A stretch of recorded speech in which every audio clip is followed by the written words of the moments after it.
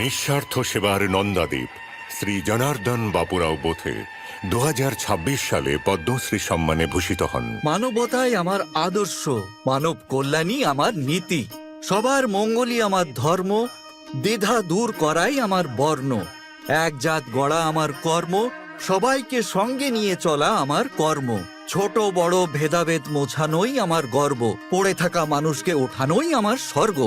এমনটাই বলেছিলেন রাষ্ট্রসাধু তুকড়োজি মহারাজ, আর ওনার থেকেই অনুপ্রাণিত শ্রী জনার্দন বাপুরাও বোথের জীবন।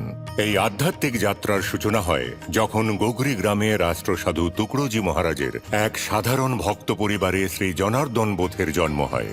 একদিন যখন রাষ্ট্রসাধু তুকড়োজি মহারাজ তাঁদের বাড়িতে আসেন, তখন তিনি ছোট্ট জনার্দনকে দেখে তার সম্পর্কে জানতে চান। জনার্দনের বাবা বলেন তাঁর ছেলে।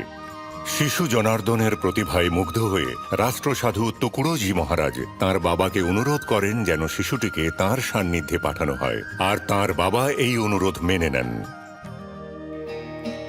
हे गुरुदेव मेरे दिल आओ, सुंदर सेज बिछाया हूँ। শ্রী জনার্দন বোথে রাষ্ট্রসাধু তুকড়োজি মহারাজের ব্যক্তিগত সচিব হয়ে ওঠেন। তা সে ঐতিহাসিক কৃষক রেল মিছিল হোক বা 1962 যুদ্ধে সৈনিকদের মনোবল বাড়াতে দেশের উত্তর পূর্বাঞ্চলে ভক্তি দলকে পাঠানো হোক, তিনি নিষ্ঠার সঙ্গে দায়িত্ব পালন করেছিলেন। 11ই অক্টোবর 1968 সালে রাষ্ট্রসাধু তুকড়োজি মহারাজের মহাপ্রয়াণের পর শ্রী জনার্দন বোথের উপর গ্রাম গীতার উত্তরাধিকার ও মূল্যবোধ প্রচারের বড় দায়িত্ব এসে পড়ে।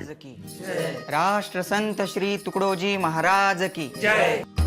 গ্রাম গীতা একটি মহাকাব্য, যাতে গ্রামের আত্মনির্ভরতা, ঐক্য এবং সামাজিক উন্নয়নকে কেন্দ্র করে সামগ্রিক গ্রামোন্নয়নের কথা বলে।